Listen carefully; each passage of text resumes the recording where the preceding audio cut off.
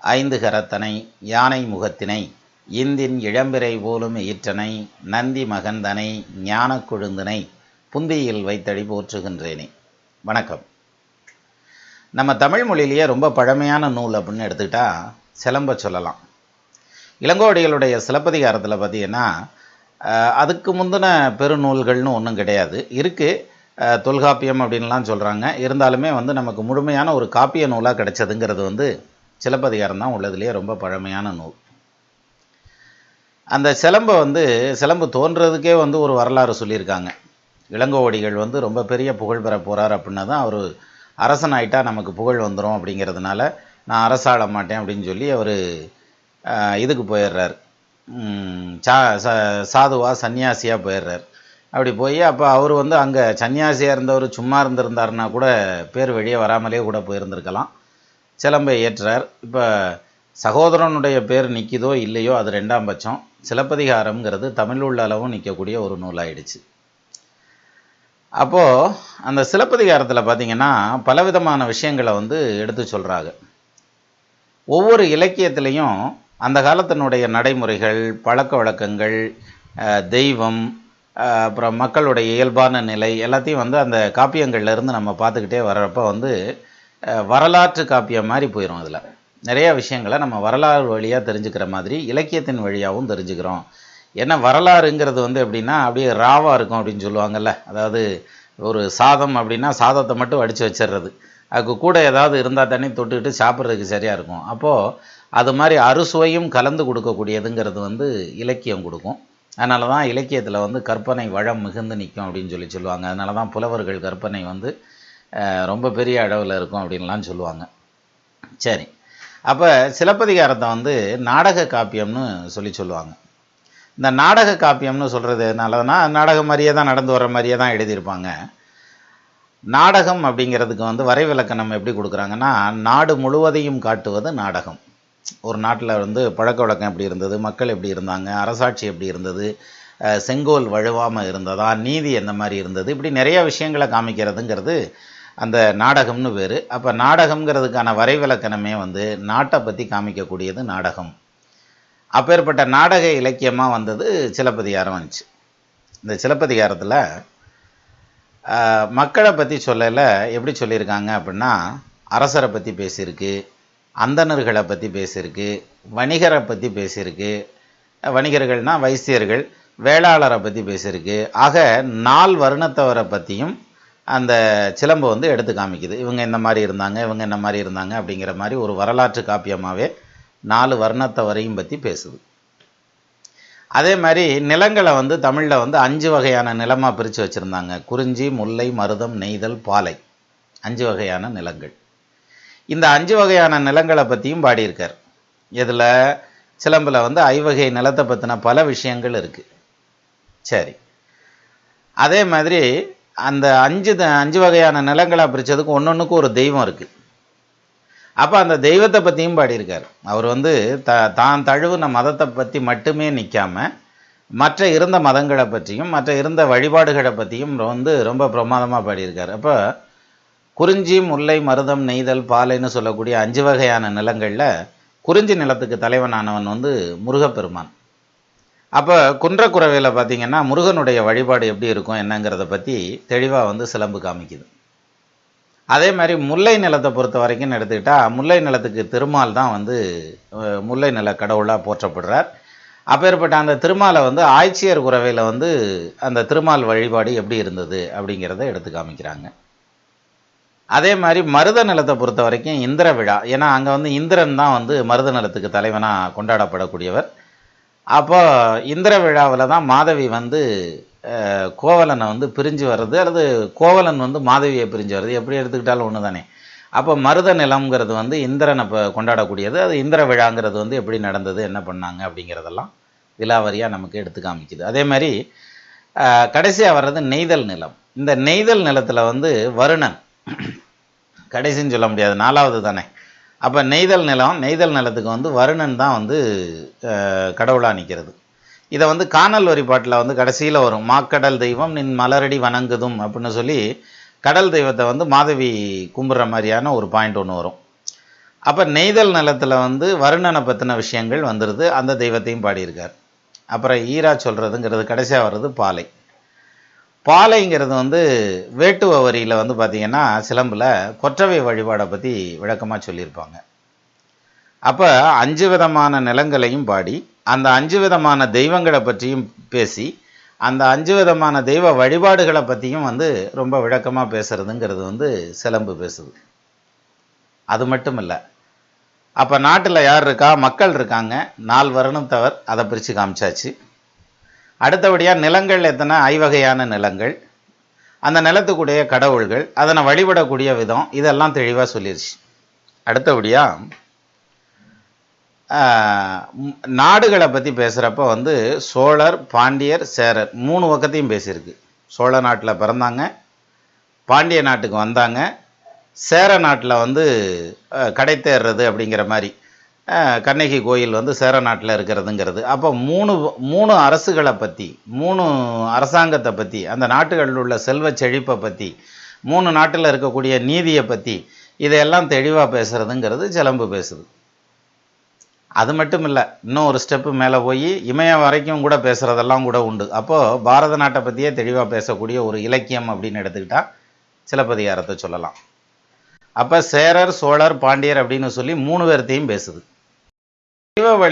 தெய்வ வழிபாடுங்கிறது வந்து ஒவ்வொரு நிலத்துக்கு உண்டான தெய்வத்தை வழிபடுறதுங்கிறது வந்து பழங்காலங்களில் இருந்து வந்த கூட ஒரு முறை. அதை அப்படியே ஃபாலோ பண்ணி வரையில் வந்து நாடக காப்பியத்தில் பார்க்குறப்ப என்னென்ன மாதிரியெல்லாம் அந்த கிளாசிஃபிகேஷன் இருந்துச்சு, நிலம் சம்மந்தப்பட்ட வகையில், அப்புறம் தெய்வம் சம்மந்தப்பட்ட வகையில் அப்படிங்கிறதெல்லாம் வந்தது. அதுக்கு அடுத்தபடியாக பாரத நாட்டு அளவுக்கு வந்து அந்த காப்பியம் வந்து விரிவடைஞ்சிட்டே போகுது. அது இல்லாமல் சேரரை பற்றி பேசுது, பாண்டியரை பற்றி பேசுது, சோழர்களை பற்றி பேசுது, அவங்களுடைய நீதி நெறியை பற்றி, ஆட்சி செஞ்ச முறைமையை பற்றி, இப்படி நிறைய விஷயங்களை வந்து நம்ம இதில் தெரிஞ்சுக்கிறோம். அது மட்டும் இல்லாமல் இதுக்கு அடுத்தபடியாக வந்து இது மாதிரி பல விஷயங்களை வந்து நமக்கு இந்த சிலம்பு வந்து காமிக்குது. எது, நாட்டை பற்றி, நகரத்தை பற்றி, மக்களை பற்றி, அதில் இருந்த வகுப்புகள், பிரிவினைகள், அப்புறம் வந்து வழிபாடுகள், எல்லாத்தையுமே உணவு பழக்க வழக்கங்கள், நிறைய விஷயங்களை சொல்லுது. ஆனால் கோவலன் கண்ணகி திருமணத்தை பற்றி சொல்லல ரொம்ப விசேஷமான ஒரு பகுதி அதில் உண்டு. எப்படின்னா, கோவலனை இன்ட்ரடியூஸ் பண்ணுறதே 16 வயசு அவருக்கு. யாருக்கு? கோவலனுக்கு. கண்ணகிக்கு 12 வயசு. அவங்க 2 பேர்த்துக்கும் தான் திருமணம் நடக்குது. இப்போ முன்ன இருந்த காலங்களில் இந்த மாதிரியான ஒரு வயசு வந்து வந்துடுச்சுன்னா திருமணம் பண்ணலாம் அப்படின்னு வச்சுருந்தாங்க. இப்போ எப்படி வந்து பொண்ணுக்கு 18 வயசு கம்ப்ளீட் ஆகிருக்கணும், ஆணுக்கு 22 வயசு கம்ப்ளீட் ஆகிருக்கணும், அதுக்கப்புறம் திருமணம் பண்ணாதே அந்த திருமணம் செல்லும்ன்றாங்க. ஆனால் முன்ன இருந்த காலங்களில் கோவலனுக்கு வந்து 16 வயசும் கண்ணகிக்கு 12 வயசும் கேல இதில் ஒரு சின்ன நுணுக்கம் இருக்குது. எப்படின்னா, 16 + 12 ரெண்டையும் கூட்டுங்க, எவ்வளோ வரும்? 28 டிவைடட் பை 2ன்னு போடுங்க, 14ன்னு வரும். 28ல் பாதி 14 தானே. இந்த 14ங்கிறதுல வந்து ஒரு முக்கியமான விஷயம் இருக்குது. எங்கே இருக்குது? நீங்களா ஆழிசூழ் உலகமெல்லாம் பரதனை ஆள நீ போய் தாளிருஞ்சடைகள் தாங்கி தாங்கருந்தவமேற்கொண்டு பூலிவெம் கானம் நன்னி புண்ணிய துறைகளாடி 7 ஆண்டில் வா என்று இயம்பினன் அரசன் என்றான்னு கைகையை சொல்லுவான். 7 ஆண்டுன்னா 7 2 14 வருஷம் கழிச்சு வா அப்படின்னு. அப்படின்னா என்ன அர்த்தம்னா, 14 வருஷம்னு போகிறப்போ ஒரு தலைமுறை முடிஞ்சிடும். எப்படி சினிமாவில் வந்து ஒரு காலத்தில் தியாகராஜ பாகவதர் வந்து ரொம்ப சூப்பர் ஸ்டாராக இருந்தார். அப்புறம் அதுக்கப்புறம் வரையில் தியாகராஜ பாகவதர், டிஆர் மகாலிங்கம் அப்படி இருந்தாங்க. அதுக்கப்புறம் வர்ற காலங்களில் பார்த்திங்கன்னா எம்ஜிஆர், சிவாஜி அப்படின்னு வந்தாங்க. அதுக்கப்புறம் ரஜினிகாந்த், கமலஹாசன் அப்படின்ற மாதிரி வந்தாங்க. அதுக்கப்புறம் நிறையா வர ஆரம்பிச்சிட்டாங்கன்னு வைங்க. இப்போ ஒரு தலைமுறைக்கு முன்னால் இருக்கக்கூடியவங்களை ரசிக்கிறது, அவங்க சம்மந்தப்பட்ட பாடல்கள் கேட்குறது, அவங்கள பற்றின விஷயங்களை கேதர் பண்ணுறதெல்லாம் வந்து ரொம்பவே குறைஞ்சிரும். பார்த்திங்கன்னா இப்போ எம்ஜிஆரை பற்றி, சிவாஜியை பற்றி கேட்டால் கூட கொஞ்சம் சொல்லிடுவாங்க. ஆனால் அதுக்கு முன்னால் கொஞ்சம் தள்ளி போங்க, சொல்கிறதுங்கிறது வந்து தியாகராஜ பாகவதரை பற்றி என்ன தெரியும் அப்படின்னம்னாக்க, ஆமாம் அப்படி ஒருத்தர் இருந்தார் ராமன்னு சொல்லுவாங்க, வேற என்னன்னு சொல்ல மாட்டாங்க. அப்போ அந்த ஒரு தலைமுறை முடிஞ்சு ராமபிரான் வந்தான்னு வச்சுக்கோங்களேன், காட்டுக்கு போயிட்டு ஒரு தலைமுறை முடிஞ்சு வந்தா ராமன் வந்து பரதனுடைய ஆட்சிக்கு எந்த டிஸ்டர்பும் பண்ண மாட்டார். அதனால நீ 14 வருஷம் போய் அங்கேயே உட்காந்துருந்துட்டு வா அப்படின்னு சொல்லி கையை சொல்கிறதுக்கு ஒரு காரணம். அப்போ கோவலனுக்கு 16 வயசில் வந்து இன்ட்ரடியூஸ் ஆகுது, அந்த காப்பியத்துக்குள்ளே வர்றார். அதே மாதிரி கண்ணகி 12 வயசில் வர்றாங்க. சரி, இவங்க 2 பேர்த்துக்கும் கல்யாணம் பண்ணுறதை பற்றி பேசுது சிலம்பு. அதுக்கப்புறம் கோவலன் வந்து மாதவிட்ட போகிறத பற்றி பேசுது, அங்கேருந்து பிரிஞ்சு வர்றது, அதுக்கப்புறம் மாதவி தூது அனுப்புறதுங்கிறது, அப்புறம் அதை நெக்லெக்ட் பண்ணிவிட்டு இவங்க வந்து கிளம்பி வர்றது, மதுரையை நோக்கி வர்றதுங்கிறது, இது மாதிரி பல விஷயங்களை பற்றி பேசிக்கிட்டே வருதே தவிர குழந்தை பாக்கியம் அப்படிங்கிற அந்த ஒரு பாயிண்ட்டை பற்றி பேசவே இல்லை. எது சிலப்பதிகாரம். காப்பியம்னா காப்பியத்துக்குன்னு ஒரு சில இலக்கணங்கள்லாம் உண்டு. முதல்ல வந்து நகர் சிறப்பு, நாட்டு சிறப்பு அப்படிங்கிற மாதிரி சொல்லுவாங்க. அதனால தான் வந்து நகரப்படலம் அப்படின்னு சொல்லி ராமாயணத்தில் வந்து கம்பர் காமிச்சிருந்திருப்பார். நாட்டுப்படலம், ஆற்றுப்படலம் அப்படின்னு சொல்லி ஒவ்வொரு அந்த நாட்டினுடைய பெருமை எப்படி இருக்குது, அந்த ஆறு எப்படி இருக்குது, அந்த அரசாட்சி எப்படி இருக்குது அப்படிங்கிறதெல்லாம் சொல்லிட்டு வந்து அதுக்கப்புறம் வந்து அந்த அந்த காப்பிய நாயகனையும் காப்பிய நாயகியையும் எடுத்துகிட்டு வருவாங்க. அப்படி எடுத்துகிட்டு வரையில் அது உங்கள் குழந்தையாக பிறந்து வளர்ந்து வர்றதுலேருந்து கொண்டு வரலாம், அல்லது காப்பிய நாயகனை கொண்டு வந்து அவங்களுக்கு குழந்தை கிடைக்கிற மாதிரி அந்த குழந்தைய அவங்க வளர்த்து ஆளாக்குற மாதிரியான அந்த ஒரு பாயிண்டில் கொண்டு வரும். ஆக அந்த காப்பியத்துக்குன்னு ஒரு சில இலக்கணங்கள் உண்டு. இந்த இலக்கணத்தில் எல்லாத்தையுமே கவர் பண்ணி வர்றார் யார், இளங்கோவடிகள். நிலத்தை கவர் பண்ணிட்டார், தெய்வத்தை கவர் பண்ணிட்டார், மக்களை எல்லாம் கவர் பண்ணி கொண்டு வந்துட்டார். ஆனால் அந்த குழந்தைங்கிற பாயிண்ட் வந்து இல்லை. சிலம்பில் நீங்கள் எங்கே தேடினாலும் குழந்தையினுடைய தளிர் நடைங்கிறதோ, ஒரு குழந்தை பிறப்பு பற்றிய தகவல்களோ, அல்லது வந்து அந்த குழந்தையினுடைய வந்து வளர்ந்து வரக்கூடிய அந்த நிகழ்வுகளோ எதுவுமே வந்து அதில் காமிக்கலாம். குழந்தையினுடைய தளிர் நடை அப்படின்னு சொல்லுவாங்கள்ல, அது கிடையாது. அதே மாதிரி மழலை பேச்சு அப்படின்னு ஒன்று சொல்லுவாங்கள்ல, அது கிடையாது. குழல் இனிது யாழ் இனிது என்பர் தத்தம் மழலை சொல் கேளாதார் அப்படின்னு சொல்லி வள்ளுவர் சொன்ன மாதிரி மழலை சொல்ங்கிறது இதில் இல்லை. அப்போ கண்ணையும் கோவலனையும் இன்ட்ரடியூஸ் பண்ணுறப்பவே வந்து 16 வயசு 12 வயசுன்னு 2 பேர்த்துக்கும் இன்ட்ரடியூஸ் பண்ணுறாங்க. அப்புறம் வந்து திருமணம் நடக்குது, அப்படியே போயிட்டே இருக்குது. இப்போ இந்த காப்பியத்துக்குன்னு வந்து ஒரு இலக்கணம் சொன்னேன் இல்லையா, அதில் வந்து பாரதம் பாடிய பெருந்தேவனார் அப்படின்னு சொல்லி ஒரு புலவர் இருந்தார். அவருடைய பாரதம் வந்து நமக்கு அப்படி கிடைக்கல. இருந்தாலும் நமக்கு கிடைச்சிருக்கிறதுங்கிறது முழுமையாக கிடைச்சது வில்லிபுத்தரார் பாடின பாரதம், மகாபாரதம். அதில் பார்த்தீங்கன்னா அந்த காப்பிய நாயகர்கள்னு சொல்லக்கூடிய பஞ்சபாண்டவர்களாகட்டும் அல்லது துரியோதனாதிகளாகட்டும் எல்லாருமே வந்து அது பிறப்பு வளர்ப்பு இன்னும் சொல்லணும்னா அவங்களுக்கு முன்னோர்களுடைய நிலை அதிலிருந்து அப்படியே படிப்படியாக வந்து அப்புறம் இவங்க எல்லாம் வளர்ந்ததுக்கப்புறம் அந்த கதை நடக்கிற மாதிரியும் பாரத போர் மூழ்கிற மாதிரியுமான அந்த ஒரு பாயிண்ட்லாம் வந்துக்கிட்டே இருக்கும். அப்போது அதில் வந்து அது சரியாக வந்துருச்சு, குழந்தைகள் அப்படிங்கிற அந்த ஒரு பாயிண்ட்டு.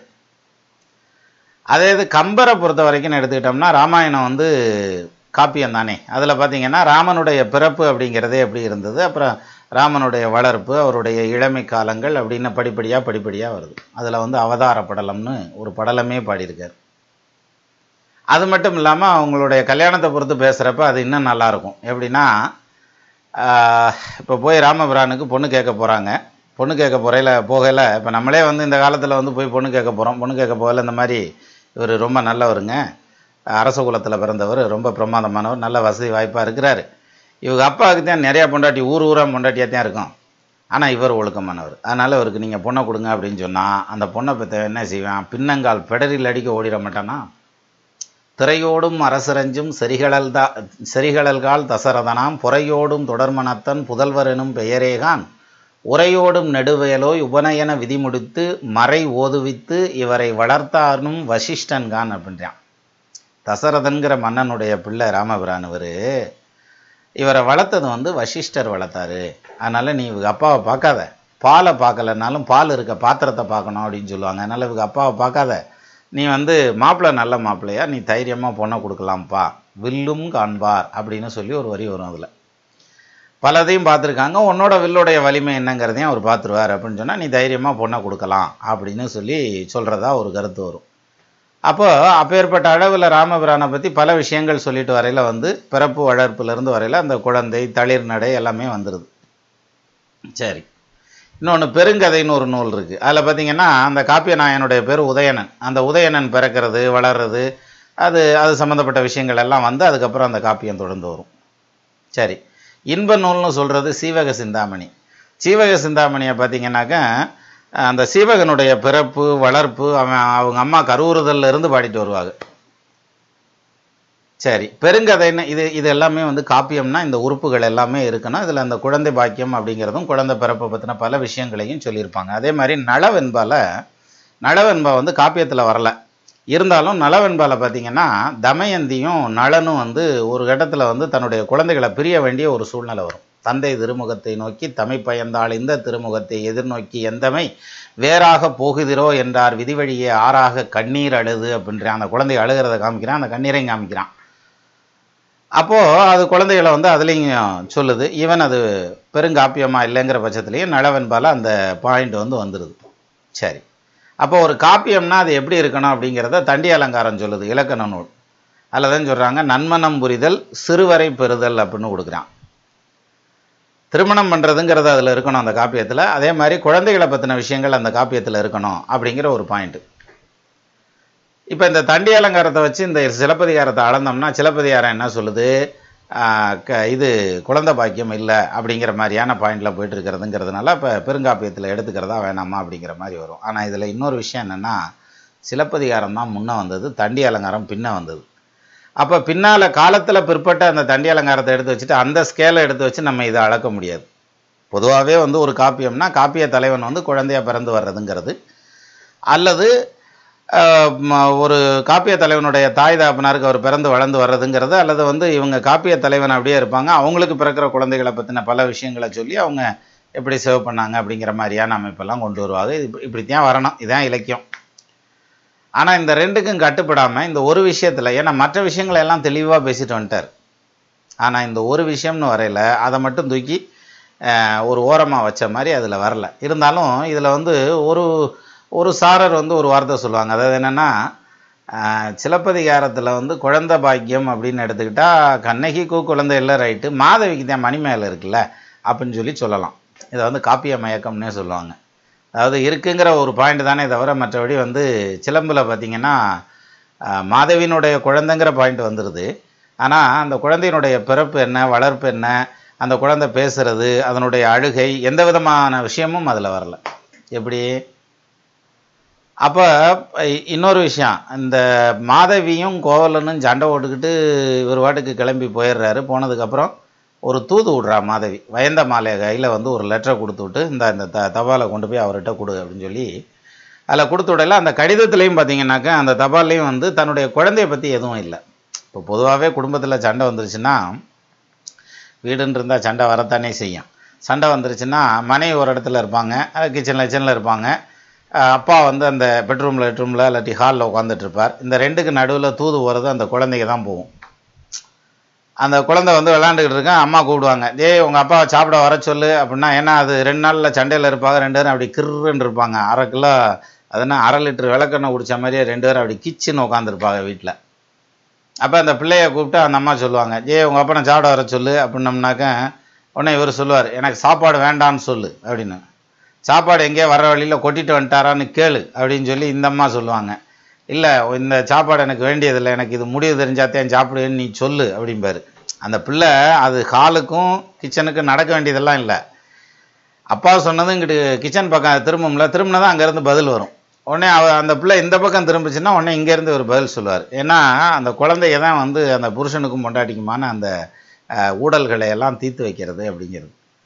அப்போ அந்த குழந்தை பிறப்பை பற்றின பல விஷயங்கள் வந்து இதில் இல்லைனாலும் இப்போ இந்த கணவன் மனைவி இடையில சண்டை சச்சரவு வருது, 2 பேரும் பிரச்சனை பண்ணிக்கிறாங்க அப்படின்ற பட்சத்தில் என்ன பண்ணுவாங்கன்னா, அந்த சண்டைக்கு வந்து அந்த குழந்தைய தான் முன்னால் கொண்டு வருவாங்க. பையனுக்கு வந்து ஸ்கூலில் வர சொன்னாங்களாம், பேரண்ட்ஸ் மீட்டிங் இருக்குதுன்னு சொன்னாங்களாம், இல்லை வந்து தம்பிக்கு 2 நாள் உடம்பு சரியில்லை, நீங்கள் வாட்டுக்கு ஊரை சுற்றிக்கிட்டு இருக்கீங்க, அல்லது வீட்டுக்கு வரல அப்படின்னு சொல்லி, அல்லது அவனே ஃபோன் பண்ணி கேட்குற மாதிரி பேசுகிற மாதிரி, இப்படி ஏதாவது ஒரு விதத்தில் அந்த குழந்தைய பற்றி அந்த குழந்தைய காமிச்சு அந்த குழந்தைய முன்னிட்டு. ஏன்னா எத்தனையோ டைவர்ஸ் கேஸில் பாருங்கள், நான் அந்த பிள்ளைக்காக பார்க்குறேன், இல்லைன்னா அம்பிடித்தான் கறி ஏரியா பிச்சு விடுவேண்டா அப்படின்ற மாதிரியான அமைப்பில் எத்தனையோ பேர் இருப்பாங்க, அவ்வளோ வெறியில் இருப்பாங்க. அப்போ அந்த குழந்தைங்கிறது வந்து 2 வேறுபட்ட துருவங்களை இணைச்சி வைக்கக்கூடிய ஒரு விஷயம். அப்பேற்பட்ட அந்த குழந்தைய பற்றின தகவல் இல்லை இதில், வயந்த மாலை கொடுத்த அந்த தபாலில். ஏன்னா அந்த மாதிரி கொடுத்துருந்தா மாதவி வந்து இந்த மாதிரி நான் வந்து கூட இருந்துருவேன் நீங்கள் இல்லாமல், ஆனால் உங்கள் பையன் இருக்க மாட்டேங்கிறான், புள்ள இருக்க மாட்டேங்கிறா அப்படின்ற மாதிரி ஏதாவது தகவல் எழுதியிருக்கணும்ல, அதுவும் எழுதலை. ஆனால் ஒரே ஒரு இடத்துல காமிக்கிறார், மாடல மறையோன்னு வந்து ஒரு கேரக்டரை கொண்டு வந்து அந்த கேரக்டர் வந்து கோவலன்ட்ட பேசுகிற மாதிரி வரையில், மாந்தளிர் மேனி மாதவி மடந்தை மால்வாய் உழவி பயந்தனல் எடுத்து வாலா மைனால் நீக்கிய பின்னர் அப்படின்னு வருது. இதில் பார்த்திங்கன்னா மாதவி மடந்தை பால்வாய் குழவி அப்படின்னு மாதவிங்கிற பொண்ணுடைய குழந்தை அப்படிங்கிற அந்த ஒரு பாயிண்ட் ஒன்று வருது. அதே மாதிரி மணிமேகலைக்கு பேர் வைக்கிறது கூட வருது. அணிமேகலையாய் ஆயிரங்கணிகையர் மணிமேகலை என வாழ்த்தியன்னு ஆரம்பிப்பாங்க. அப்போது இது மாதிரி பேர் வைக்கிறதுல வருது. அங்கங்கே ஒன்று அந்த மாதிரி சொல்லி வச்சுருக்காங்களே தவிர மற்றபடி குழந்தை பிறப்பை பற்றினதோ அதை வளர்ப்பை பற்றினதோ எதுவுமே சொல்லலை. சரி, அப்போ குழந்தை இல்லை அப்படிங்கிற அந்த ஒரு பாயிண்டில் காமிக்கிறதுங்கிறது, இதனால் இந்த காப்பியை நீங்கள் தூக்கி அந்த குறை இருக்குதுங்கிறதுனால காப்பியத்தை தூக்கி குப்பையில் விட்டாங்களா அப்படின்னா கிடையாது. இன்றைக்கும் சிலம்புங்கிறதான் முதற் காப்பியம் தமிழில். சரி, இப்போ எதுக்கு இதை எடுத்துக்கிட்டு இருக்கோம் அப்படின்னம்னா, இப்படி குழந்தை பாக்கியம் இருந்தாத்தியான் பிள்ளைய பெத்தாத்தியான் அவங்க கடை தேருவாங்க, இல்லாட்டினா கடை தேர மாட்டாங்க, புத்திரர்கள் இல்லைன்னா புத்துன்னு நரகத்துக்கு போவாங்க அப்படிலாம் சொல்லுவாங்க. அப்படிலாம் ஒன்றும் கிடையாது. இது அவன் கிளப்பி விடுறது. அதாவது புத்திரர்கள்ங்கிறது குழந்தை பாக்கியம்ங்கிறது பகவான் பார்த்து கொடுக்கறது. அப்போ வரலாற்று கதையை இவங்க நேராக நடந்ததை இவங்க எடுத்து எழுதுறார். யார்? இளங்கோவடிகள் எழுதுறார். அப்போ அவர் தன்னுடைய கற்பனையை கொண்டு வரையில் அதனுடைய இயல்பு கெடாமல் எழுதுறார். அதனால் அவங்களுக்கு குழந்தை இல்லைங்கிறத அப்படியே காமிச்சிட்டு கொண்டு வந்துடுறார். சரி, அப்போ காப்பியத்தினுடைய இலக்கணத்திலேருந்து அது விலகி நின்றுட்டு போகுது. அது ஒரு வகையில் சிறப்பாக தானே நிற்கிறது. அப்போ இன்றைக்கும் பேரையும் புகழையும் அடைஞ்சு நிற்கக்கூடிய சிலப்பதிகாரம் நிற்கிறதுங்கிறது இந்த குறை இருக்குது அந்த குறை இருக்குது அப்படிங்கிறதுனால இல்லை. ஸோ புத்திரர்களை பற்றி குழந்தைகளை பற்றி அது பாடலைங்கிறதுக்காக அது ஒன்றும் தன்னுடைய சிறப்பை இழந்து போன ஒரு காப்பியமாக கிடையாது. பிரமாதமான காப்பியமாக நிமிர்ந்து நிற்கிது. அப்போது எதுக்கு இந்த வார்த்தைன்னா, ஒரு சிலருக்கு குழந்தை பாக்கியம் சுத்தமாக இல்லைங்கிற மாதிரியான பாயிண்ட்டே வரும் சிலருடைய ஜாதகத்தில். எப்படி? புத்தர தானத்தாதி ஏகனாய் புதன் வீடேரில் புத்தரர் இல்லை நல்லோர் கூடிடில் பிறந்து சாவார் புத்தரன் ஏழாமாதி பொருந்துங்கேந்திர கோணத்தில் உற்றிடப் பலவனாகி ஓங்கும் மாறாதிவென்றென்னும் சித்தமாய் கூடினாலும் தரிசனை பார்வையாலும் சுத்தமாய் புதல்வரில்லை எனைமறை சொல்லுந்தானேன்னா, சுத்தமாகவே குழந்தை இல்லை அப்படின்னு சொல்லுன்னு சொல்லி சொல்கிறான். ஆனால் இதை சொல்கிறதுக்கு கூட அதை கேட்குறதுக்கு கூட அவங்களுக்கு அந்த மனசு இடம் கொடுக்காது. அந்த அளவுக்கு அவங்க அந்த வைப்ரேஷன்லேயே இருப்பாங்க. எப்படினாலும் எனக்கு குழந்தை வேணும், எப்படினாலும் குழந்தை வேணும், என்ன வைத்தியம் பண்ணினா எந்த ஊருக்கு போய் வைத்தியம் பண்ணினாலும் சரி அப்படின்ற மாதிரியான எத்தனையோ பேரை பார்க்குறோம். அப்போ குழந்தை இல்லை அப்படிங்கிறதுனால அவங்களுடைய வாழ்க்கை அஸ்தமிச்சு போனதாக அர்த்தம் இல்லை. அவங்க வாழ்க்கை காலம் கடந்து நிற்கிற அளவுக்கு அவங்களும் நல்லபடியாக பிழைக்க முடியும் அப்படிங்கிற மாதிரியான ஒரு பாயிண்ட்டை தான் சொல்லுது. சரி, கடைசி காலத்தில் யார் வாப்பா? அப்போ பிள்ளை இல்லை, நாங்கள் பிள்ளைய இருந்துச்சுன்னா பிள்ளைய வாங்க என்னத்தையா சண்டை போட்டுக்கிட்டா சத்தம் போட்டுக்கிட்டாவது பார்ப்பாங்கல்ல அப்படின்னா பார்ப்பாங்க. ஆனால் எத்தனை குடும்பத்தில் கோர்ட்டில் கொண்டு போய் நிறுத்தி வச்சுருக்கான். அப்போ குழந்தை இல்லைங்கிறதுக்காக, குழந்தை பிறந்துருச்சுங்கிறதுக்காக சந்தோஷப்பட்டவன் குழந்தை இப்படிப்பட்ட குழந்தைய பெற்றுட்டமே அப்படிங்கிறதுக்காக வருத்தப்படுறதும் உண்டு. இல்லை, திருவள்ளுவர் சொன்ன மாதிரி எதனினும் நீங்கியான் நோதல் அதனினும் இல் அப்படின்றான். எதன் வழியெல்லாம் உனக்கு துன்பம் வரக்கூடாதுன்னு நினைக்கிறியோ அதன் வழியாக அது மேலே இருக்க பாசத்தை எல்லாம் வெளியே எடுத்துரு அப்படின்றாரு.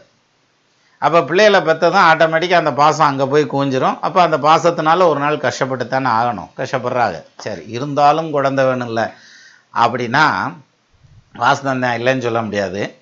புத்திர பாக்கியத்தை பற்றி பேசுகிறப்ப இதில் தான் சொல்லுவாங்க, மைந்தர் உண்டாவதும் இல்லை இம்மை மறுமைக்கு மடை உண்ட மாந்தர்க்கும் தொல்லை அந்த வைந்தாமிடத்தெல்லை புதன் சனி அன்புற மைந்தர் உண்டாவதும் இல்லை அப்படின்னு வரும் யவன காவியத்தில். குழந்தை உருவாகிறதுக்கே வாய்ப்பு இல்லை அப்படிங்கிற மாதிரியான பாயிண்ட்லாம் கூட சொல்கிறாங்க. சரி, இப்போது நவீன காலங்களில் பார்த்திங்கன்னா குழந்தை பாக்கியத்தை பற்றி எடுத்துக்கிட்டால் இதில் வருது சயின்ஸ் அண்ட் டெக்னாலஜி எல்லாம் மேலே போனதுங்கிறதுனால இப்போ எத்தனையோ ஸ்பேம் டோனர்ஸ் வர்றாங்க, எக் டோனர்ஸ் வர்றாங்க, செரகேட்டட் மதர்ன்றாங்க, வாடகை தாய் அப்படின்றாங்க. இப்போ இதன் வழியாக குழந்தை எடுத்துக்கலாம், அதன் வழியாக எடுத்துக்கலாம், இதன் வழியாக எடுத்துக்கலாம் அப்படிங்கிற மாதிரி எதன் வழியாவோ பல வழிகளை கண்டுபிடிச்சி வச்சுருக்காங்க. அப்போ இதை ஜாதகத்துக்குள்ளே கொண்டு வர முடியுமா? ஏன்னா ஒரு ஜாதகத்தில் உங்களுக்கு புத்திர பாக்கியம் இருக்குது இல்லைங்கிறத எடுத்து சொல்ல முடியுமா? சொல்ல முடியும்ல. புத்திர தானத்தாதி ஏகனாய் புதன் வீடேரில் புத்திரர் இல்லைன்னு தானே சொல்கிறான். அப்போ இது மாதிரி நிறையா பாடல்கள் அந்த குழந்தை பாக்கியத்தை பற்றி பேசுகிறப்ப நிறைய விஷயங்கள் விளக்கமாக சொல்லிட்டு வர்றாங்க. இந்தந்த மாதிரி இருந்ததுன்னா அதில் புத்திர பாக்கியம் இருக்கிறதுல கோளாறு இருக்கும், குறைபாடு இருக்கும் அப்படின்ற மாதிரியான பாயிண்டெல்லாம் வந்துடுது. சரி, சிலருக்கு குழந்தை பாக்கியம் இல்லை, 5 வருஷம் இருக்காங்க, 10 வருஷம் கல்யாணம் ஆகி குழந்தை இல்லாமல் இருக்காங்க. அதுக்கப்புறம் ஐயுஐ பண்ணாங்க, ஐவிஎஃப் பண்ணாங்க, அப்புறம் இதை பண்ணாங்க, அதை பண்ணாங்க, செரகேட்டட் மதர் பிடிச்சாங்க, அல்லது அடாப்ஷன் எடுத்தாங்க. இந்த மாதிரி ஏதோ ஒரு வகையில் குழந்தை பாக்கியம் கிடைச்சது அப்படின்னு சொல்லி சொல்கிறாங்க. அப்போ அதுக்கு ஜாதகத்தில் எல்லாம் இடம் இருக்கா, அந்த மாதிரியான அமைப்பு இருக்குன்னு கண்டுபிடிக்க முடியுமா அப்படின்னா முடியும்ல. இகழு மாறு மாறு மாறு மெட்டுமான ராசியில் இனிய மைந்தநாதன் இழிவடைந்து நோக்கினர் புகழுயர்ந்த புண்ணியத்தர் புனித நோக்க மீதினால் புத்திரனில் சிறந்த பிள்ளை தத்தன பொருந்துவான்றான். அப்படி தத்தா எடுத்து வளர்க்குறதுங்கிறதுக்கு ஒரு பாயிண்ட் இருக்குது அப்படின்னு சொல்லுவாங்க. அப்படி இருந்துச்சுன்னா, அந்த அமைப்பு இருந்துச்சுன்னா அவங்களுக்கு அடாப்ஷன் சைல்டு கிடைக்கும். சரி, ஐயுஐ பண்ணி குழந்தை கிடச்சிச்சு, ஐவிஎஃப் பண்ணி கிடச்சிச்சு, டெஸ்ட் டியூப் பேபியில் கிடச்சிச்சுன்னெலாம் சொல்கிறாங்க பாருங்கள். இப்போ இதை வந்து நம்ம ஜாதகத்தில் எப்படி எடுத்துக்கிறது அப்படின்னா, பொதுவாக புத்திரபாக்கியம் அப்படிங்கிறது பஞ்சமஸ்தானம்னு சொல்லுவாங்க, 5ஆம் இடம். இந்த 5ஆம் இடத்துல புத்திரர்களை பற்றி பார்க்குறதுல 3 விதமான வகை இருக்குது. ஒன்று வந்து 5ஆம் இடம் எப்படி இருக்குது, 5ஆம் இடம் வந்து பாதிக்கப்படாமல் இருக்கா, பாவர்கள் பார்வைப்படாமல் இருக்குதா அப்படிங்கிற மாதிரியான அமைப்பில் அந்த 5ஆம் இடம் நல்லா இருக்கா. அதுக்கு அடுத்த பாயிண்ட் 5ஆம் இடத்து அதிபதி, அந்த இடத்துல ஆட்சி பெறக்கூடிய கிரகம். எடுத்துக்காட்டால் வந்து மேஷ லக்னம்னு எடுத்துக்கிட்டால் காலபுருஷனுக்கு முத லக்னத்தையே எடுத்துக்கிறோமே, அதனால் மேஷ லக்னம்னு எடுத்துக்கிட்டால் அதுக்கு 5ஆம் இடம்ங்கிறது சிம்ம வீடு. சிம்ம வீட்டை பாவ கிரகங்கள் ஏதாவது பார்க்காம இருக்கா, சரி, அப்போ வீடு நல்லா இருக்குது. சிம்மத்தில் ஆட்சி பெறக்கூடிய சூரியன், அவர் ஆட்சி பெற்ற நிலையில் இருக்காரா, நீசம் பெற்ற நிலையில் இருக்காரா, உச்சம் பெற்ற நிலையிலையா, நட்பு பெற்ற நிலையிலையா, 2 பாயிண்ட் ஆச்சு. 3வது பாயிண்ட் வந்து புத்திர காரகன், அந்த குழந்தை பாக்கியத்துக்கு கொடுக்கக்கூடிய அதிகாரம் பெற்றவர் குரு பகவான், அவர் நல்லா இருக்காரா. இந்த 3 பாயிண்ட்டும் கிளியராக இருந்தால் அவங்களுக்கு கல்யாணம் ஆன உடனே குழந்தை. இப்போது சப்போஸ் வந்து குரு பகவான் வந்து நல்லா ஆட்சி பெற்ற நிலையில் நிற்கிறார், அதே மாதிரி 5ஆம் இடத்து அதிபதி வந்து உச்சம் பெற்ற நிலையில் நிற்கிது அல்லது நட்பு பெற்ற நிலையில் பாதகம் இல்லாமல் நிற்கிது, 5ஆம் இடத்துல ராகு உட்காந்துருக்கார் அல்லது சனி உட்காந்துருக்கார் அப்படின்னு வச்சுக்குவோம். அப்போ பஞ்சமஸ்தானம் மட்டும் அடி வாங்குது, பாக்கி 2 விஷயங்களும் கரெக்டாக இருக்குது. அதாவது புத்திர காரகன்னு சொல்லக்கூடிய குரு சரியாக இருக்கார், புத்திர ஸ்தானாதிபதினு சொல்லக்கூடிய சூரியன் நல்லா இருக்கார். அந்த புத்திர ஸ்தானம் மட்டும் அடி வாங்கி நிற்கிது அப்படின்னா அந்த மாதிரியான ஜாதகர்களுக்கு தான் இந்த இதில் சொல்லுவாங்கள்ல, நீர்க்கட்டி இருந்தது அல்லது வந்து டியூப்பில் வந்து அடைப்பு இருந்தது, ஃபெலோபியன் டியூப்பில், அப்புறம் வந்து இது வந்து எதுனா எக்கு இதை தான், இந்த 2 பாயிண்ட் தான் அதில் வரும். அதாவது நீர்க்கட்டி இருந்தது அப்படின்னு ஒரு பாயிண்ட் சொல்லுவாங்க, அல்லது டியூப்பில் அடைப்பு இருந்தது அப்படிம்பாங்க. இது வந்து அந்த இடம் வந்து பாதிக்கப்பட்டிருந்தால், ஏன்னா ராசி சக்கரத்தில் 5ஆம் இடம் அப்படிங்கிறது வயிறையும் குறிக்கக்கூடியது, புத்திரனையும் குறிக்கக்கூடியது. அப்போ வயிறில் ரிப்பேர் இருக்கா இல்லையாங்கிறத வந்து 5ஆம் இடத்தை வச்சு எடுத்துட முடியும். சரி, அப்போ இது கிளியராக இருக்குன்னு வச்சுக்கிடுவோம், 5ஆம் இடம் தெளிவாக இருக்குது. 5ஆம் இடத்ததிபதி நீசம் பெற்ற நிலையில் நிற்கிறார் அப்படி வச்சுக்கிறோம். அப்போது மேஷ லக்னம் எடுத்துக்கிட்டால் அந்த மேஷில், ஏன்னா நான் எடுத்துக்காட்டுக்கு வேறு ஜாதகம் போடலை, ஜாதகம் போட்டால் என்ன அது என்ன செலிப்ரிட்டியை மட்டும் சொல்கிறீங்கிற மாதிரியான பாயிண்டில் போதில்ல. 2வது இந்த மாதிரி சென்சிட்டிவான விஷயத்துக்கு பர்சனல் ஜாதகத்தை எதுக்கு போடணும். அதனால் அந்த 5ஆம் இடம் வந்து நல்லா இருக்குது. 5ஆம் இடத்ததிபதி நீசம் பெற்ற நிலையில் நிற்கிறார். மேஷ லக்னக்காரங்க ஐப்பசி மாதம் பிறந்திருக்காங்கன்னா சூரியன் ஆட்டோமேட்டிக்காக நீசம் ஆயிடுவார். அந்த நீசத்துக்கு பங்கம் ஆகலை அல்லது குரு பார்க்கலைங்கிற மாதிரியான செட்டப்பில் நீசம்தான் அப்படிங்கிற பாயிண்டில் நிற்கிது. அப்படின்னா எங்கே நிற்கும்னா, இந்த இடத்துல வந்து உங்களுக்கு உடல் ரீதியான உடற்கூறு எல்லாமே சரியாக இருக்கும், நல்லா இருக்கும், அதில் எந்த பிரச்சனையும் இருக்காது. ஆனால் இந்த கரு உருவாகிறதுக்கான அந்த இது வருது இல்லைங்களா, கருமுட்டை வளர்ச்சி அப்படின்னு சொல்கிறாங்கல்ல, சிலருக்கு கருமுட்டை ஃபார்ம் ஆகிறதே இல்லாமல் இருக்கும், அதுக்கே வந்து அந்த ஹார்மோன் ஸ்டிமுலேட்டிங் இன்ஜெக்ஷன்லாம் கொடுத்து அதை ஃபார்ம் பண்ணி கொண்டு வருவாங்க. அது மாதிரி அந்த கருமுட்டை வளர்ச்சிக்கு வந்து அந்த 5ஆம் இடத்ததிபதி ரொம்ப முக்கியம். அப்போ அவர் பாதிக்கப்பட்டிருந்தாருனாக்கா அந்த கருமுட்டையினுடைய வளர்ச்சி வந்து ரொம்ப வளர்ச்சியின் விகிதம் கம்மியாக இருக்கும், அதை தூண்டி விடுற மாதிரியான ஒரு சூழ்நிலை இருக்கும். அப்போ அந்த மாதிரியான இருக்கக்கூடிய ஜாதகர்களுக்கு வந்து ஒரு இன்ஜெக்ஷன் கொடுத்து அல்லது டேப்லெட் கொடுத்து அதை வந்து இன்டியூஸ் பண்ணி விட்டாங்கன்னா கடன்னு வந்துடும் அப்படிங்கிற அந்த அந்த அமைப்பு இருக்கணும். அதில் அப்படி இருந்துச்சுன்னா அது வந்து சேர்ந்துடும். அப்போது 5ஆம் இடம் நல்லா இருந்துச்சுன்னா உடம்பு நல்லா இருக்குது. 5ஆம் இடத்ததிபதி அடி வாங்கி நின்னார்னாக்கா இந்த ஓவலேஷன் சைக்கிள்னு சொல்கிறோம்ல, அந்த சைக்கிளில் பிரச்சனை வரும்.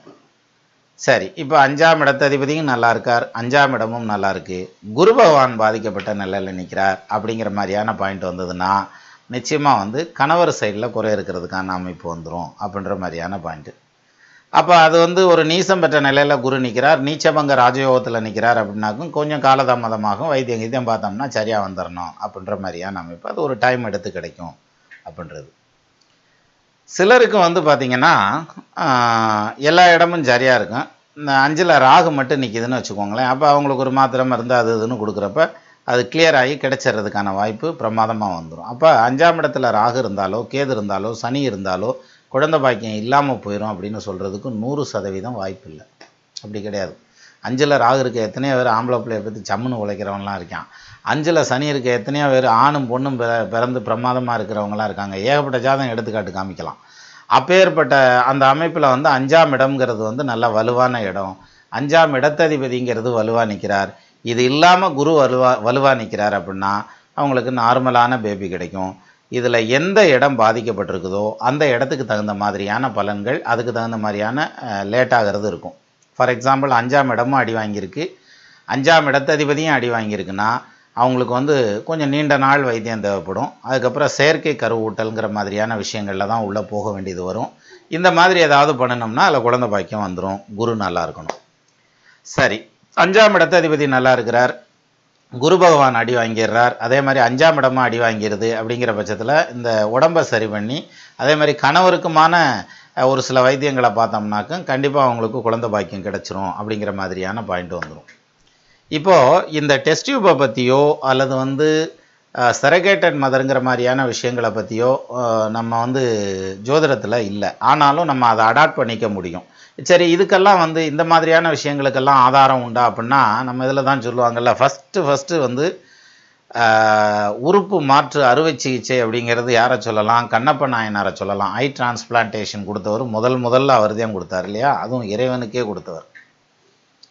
அப்போ அதுக்கு அடுத்தபடியாக எடுத்துட்டா பிள்ளையாரை சொல்லுவாங்க. அது வந்து ஹெட்டு டிரான்ஸ்பிளான்ட் பண்ணது அப்படின்னு சொல்லிட்டு அதுக்கு தான் ஒரு கருத்து உண்டு. சங்கரருக்கு மாறுதலை, சண்முகருக்கு மாறுதலை, சங்கை பிடித்தார்க்கு மாறுதலையானதே சங்கரருக்கு மாறுதலை, சண்முகருக்கு மாறுதலை, ஐங்கரருக்கு மாறுதலையானதே, சங்கை பிடித்தார்க்கு மாறுதலையானதே, பித்தானின் பாதம் பிடித்தார்க்கு மாறுதலை பார் அப்படின்னு சொல்லி ஒரு கவி உண்டு. ஏற்கனவே சொல்லியிருக்கேன்னு நினைக்கிறேன், இருந்தாலும் சொல்லிடுவோமே. சங்கரருக்கு மாறுதலை, சங்கரன்கிறது பெருமாளை குறிக்கக்கூடியது. பெருமாளுக்கும் ஆறுதலை, சண்முகருக்கும் ஆறுதலை, முருகப்பெருமானுக்கும் ஆறுதலை, ஐங்கரருக்கும் ஆறுதலை. ஐங்கரன்னா விநாயக பெருமான். அதே மாதிரி சங்கை பிடித்தார்க்கும் ஆறுதலை, சங்கை பிடிச்சிருக்கிறதுங்கிறது வந்து பெருமாள், அவருக்கும் ஆறுதலை, சிவபெருமானுக்கும் ஆறுதலை. இப்படி எல்லாருமே ஆறுதலையாக இருக்காங்க அப்படின்னு சொன்னால் கொஞ்சம் குழப்பம் வரும். அதான் காலமேகத்தினுடைய ஸ்டைலே. அப்போ சங்கரருக்கு மாறுதலை அப்படின்னா சிவபெருமானுக்கு வந்து ஆற்றை வந்து தலையில் தான் வச்சுருக்காரு, கங்கை சூடியவர் இல்லையா? அப்போ சிவபெருமானுக்கு ஆறு வந்து தலையில் இருக்குது, அது ஆறுதலை. சண்முகருக்கு மாறுதலை, முருகப்பெருமானுக்கு தலையே ஆறுதலை இருக்குது, 10 தலை ராவணை மாதிரி ஆறுதலை இருக்குது அவருக்கு. சங்கை பிடித்தார்க்கு மாறுதலையானதே, சங்கை பிடிச்சிருக்கிறது யார்? பெருமாள் சங்கை பிடிச்சிருக்கிறார். பெருமாள் என்ன பண்ணுறாருன்னா ஸ்ரீரங்கத்தில் பார்த்தீங்கன்னா ஆற்றுல தலையை வச்சு படுத்துருக்கிறார். அப்போ தலை அவருக்கு எங்கே இருக்குது? ஆற்றுல இருக்குது. அவருக்கும் ஆறுதலை. ஐங்கரருக்கும் ஆறுதலை ஆனதே, ஐங்கரன்னா விநாயக பெருமான், அவருக்குன்னா அதில் தான் தமிழில் விளாட்றேன் பார்த்துக்குங்க. ஐங்கரருக்கும் ஆறுதலை ஆனதே, ஆறுதலையில் மாறுதலை, அதை எழுதுகிறப்பயே அப்படியே பிரித்து எழுதுவாங்க, ஆசை எழுதுறது. ஐங்கரருக்கும் ஆறுதலை ஆனதே அப்படின்னாக்கா அவருக்கும் ஆறுதலைங்கிற மாதிரி வரும். ஆனால் மாறுபட்ட தலையுடையவர் விநாயக பெருமான்.